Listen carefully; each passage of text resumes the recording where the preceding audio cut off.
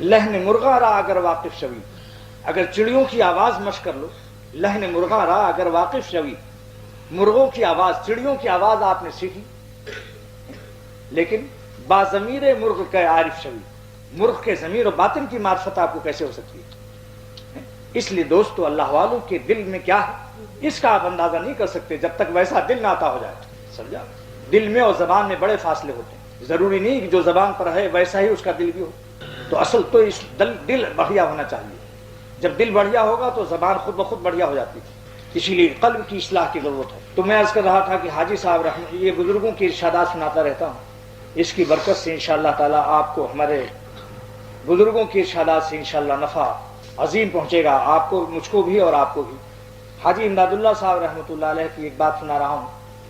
مہاجر مکی ہیں، کیسے شیخ ہیں اب اسی سے اندازہ کیجئے کہ مولانا قاسم نانوتوی، مولانا رشید احمد گنگوہی، جن کے پاس سمرقند و بخارا سے لوگ پڑھنے آتے تھے بخاری شریف، اور مولانا حکیم الامت اشرف علی صاحب تھانوی رحمۃ اللہ علیہ، یہ بزرگان دین گئے تھے حاجی امداد اللہ صاحب سے بیعت ہوئے تھے. ایسے شیخ یہ شیخ تھے کہ کتنے چوٹی کے علماء تھے یہ لوگ، مگر یہ حضرات حاجی صاحب کی غلامی میں شامل ہو گئے جا کے. اور حاجی صاحب سے کیا کیا حاصل کیا. انہی حضرات نے بعد میں فرمایا کہ یہ علم ہمارا پہلے بھی تھا، مگر حاجی صاحب کی صحبت کی برکت سے اللہ نے جو قلب میں، زبان میں اثر ڈالا کہ دنیا میں ایک زلزلہ پیدا کر دیا. کیا سے کیا ہو گئے، کیا سے کیا ہو گئے. ہمارے شیخ شاہ عبد الغنی صاحب رحمۃ اللہ علیہ نے فرمایا تھا کہ شاہ ابو المعالی رحمۃ اللہ علیہ امبیٹھے میں ایک بزرگ تھے، ان کے خادم تھے جن کا نام بھیکھا شاہ تھا. شاہ صاحب جہاں جاتے تھے ساتھ ساتھ جاتے تھے.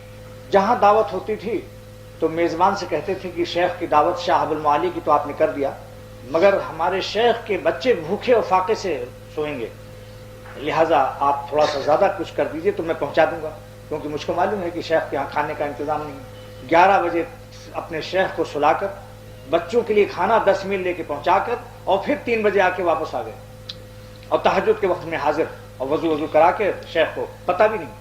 شیخ 7-8 دن دورے کے بعد جب گھر جاتے تھے تو پوچھتے تھے کہ ہم نے تو مرغ اڑائے لیکن تمہیں تو فاقے ہوئے ہوں گے. بچوں سے پوچھا تو بچوں نے کہا کہ نہیں، وہ ہمارے بھیکھا شاہ چاچا جو ہیں وہ ہم کو کھانا لا کے کھلا جاتے تھے روزانہ.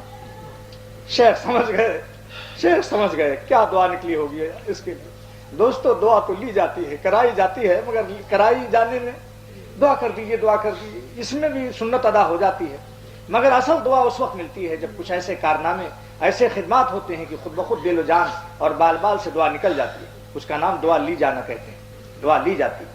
ایک بات پر اتنے وفادار خادم، اللہ تعالی ہم سب کو ہمارے بزرگوں کی عظمتیں اور محبتیں اور ان کی معرفت نصیب فرمائے، کیونکہ شیخ کی عظمت و محبت اگر نصیب نہ ہو تو یہ راستہ بالکل ایک قدم بھی کوئی نہیں چل سکتا. اس راستے کا ہر قدم محتاج ہے کہ شیخ کی اتباع اور عظمت اور محبت ہو، انقیاد ہو آنکھ بند کر. اگر یہ بات حاصل نہیں تو اس کا راستہ طے نہیں ہو سکتا، ایک قدم بھی چل نہیں سکتا.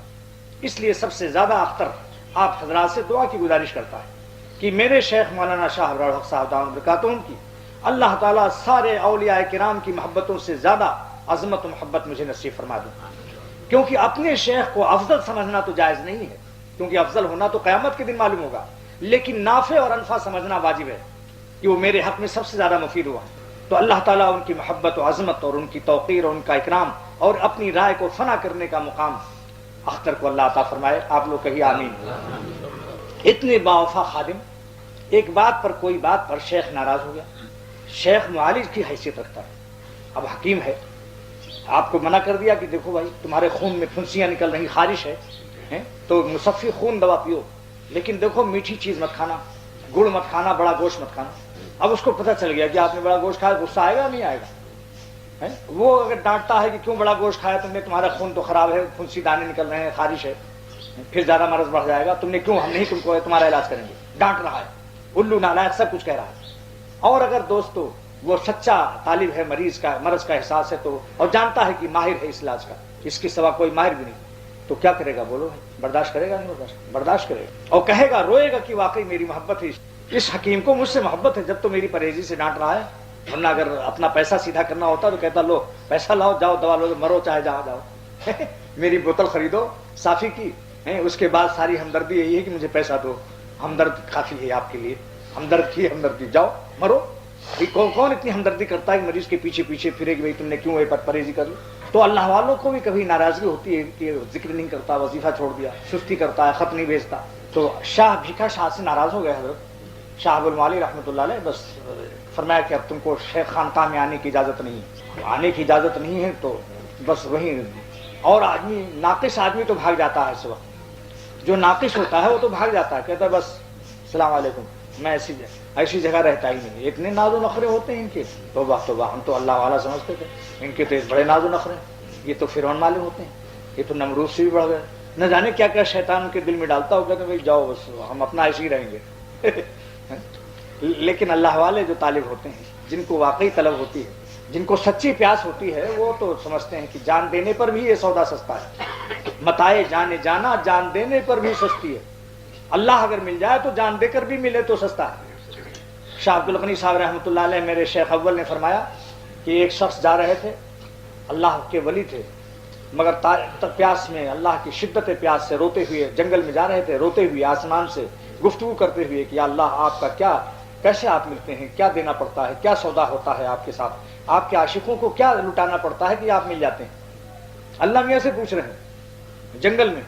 اللہ تعالیٰ کے یہاں سے آواز بھی آ رہی ہے آسمان سے کہ دونوں جہان دے دو اگر تو میں مل جاؤں گا تمہیں، یعنی اللہ تم سے راضی ہو جائے گا اور اللہ تمہیں مل جائے گا. اس وقت میں انہوں نے ایک شعر پیش کیا آسمان کی طرف دیکھ کر. جب آسمان سے آواز آئی کہ اے شخص اگر دونوں جہان مجھ پر فدا کر دے تو میری قیمت ادا ہو جائے گی اور میں تجھے مل جاؤں گا. تو اللہ تعالیٰ کو یہ جواب دیا اس شخص عاشق نے، اس باوفا عاشق نے خدا تعالیٰ کو یہ جواب دیا، قیمت خود ہر دو عالم گفتئی. اے خدا آپ نے اپنی قیمت دونوں جہان فرمایا، یعنی یہ جہان بھی دے دوں وہ جہان بھی دے دوں. قیمت خود ہر دو عالم گفتئی، آپ نے اپنی قیمت دونوں جہان فرمایا ہے.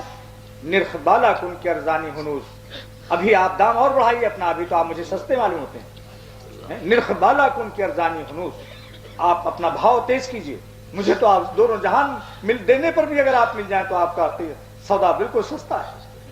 کہا اللہ اللہ اللہ. علامہ آلوسی سید محمود بغدادی رحمۃ اللہ علیہ تفسیر روح المعانی میں صدیقین کی تفسیر فرماتے ہیں کہ صدیق کہتے کس کو ہیں؟ الذی یبذل الکونین فی رضا محبوب ہی، جو دونوں جہان اپنے اللہ پر فدا کر دے. اللہ اللہ کیا شان عاشقوں کی ہے. تفسیر روح المعانی علامہ آلوسی بڑے مفسر عظیم مفتی بغداد ہیں، یہ بغداد شریف میں مفتی تھے. فرماتے ہیں عاشق اللہ کا صدیق ہوتا ہے، دونوں جہان دیتا ہے. الذی یبذل الکونین. ایک صاحب نے پوچھا کہ صاحب دنیا دے دینا تو معلوم ہو گیا، آخرت کیسے دیتے ہیں؟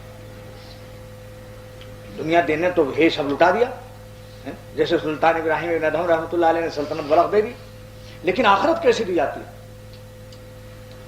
میں نے ان سے کہا کہ آخرت دینے کے معنی یہ ہے کہ اللہ کا نام اللہ ہی کی رضا کے لیے ادا کرتے ہیں، اس وقت جنت بھی سامنے نہیں ہوتی. یعنی ان کی بلندی مقاصد، ان کی قلب کا اللہ تعالیٰ اتنا اونچا مقام کر دیتے ہیں کہ جنت تو مانگتے ہیں، گڑ گڑا کر مانگتے ہیں، دوزخ سے پناہ مانگتے ہیں گڑ گڑا کر، لیکن جب اللہ اپنی محبت کی مٹھاس سے کھاتا ہے اور خاص قرب کا عالم مناجات کا ہوتا ہے، لذت خاص کی حالت میں پھر ان کو کچھ یاد نہیں رہتا کہ جنت بھی کہا ہے. اللہ اللہ خالق جنت کا مزہ ہے. سوچو اس کو، جو حوروں کا خالق، جنت کی ساری نعمتوں کا خالق. اسی لیے تو علامہ آلوسی رحمۃ اللہ علیہ نے فرمایا کہ اللہ تعالیٰ نے اپنے ذکر کو شکر سے پہلے بیان کیا. کیوں؟ کیونکہ ذکر میں نعمت دینے والے کی مٹھاس ہے اور شکر میں نعمتوں کی مٹھاس ہے. کتنا فرق ہو گیا. فذکرونی اشکرکم، اللہ تعالیٰ فرماتے ہیں فذکرونی، میرا ذکر کرو، اشکر فذکرونی ہیں وسنے فذکرونی اذکرکم واشکرونی. واشکرو کا حکم شکر کا بعد میں نازل فرمایا، فذکرونی اذکرو، میرا نام لو. اس کو پہلے کیوں بیان کیا؟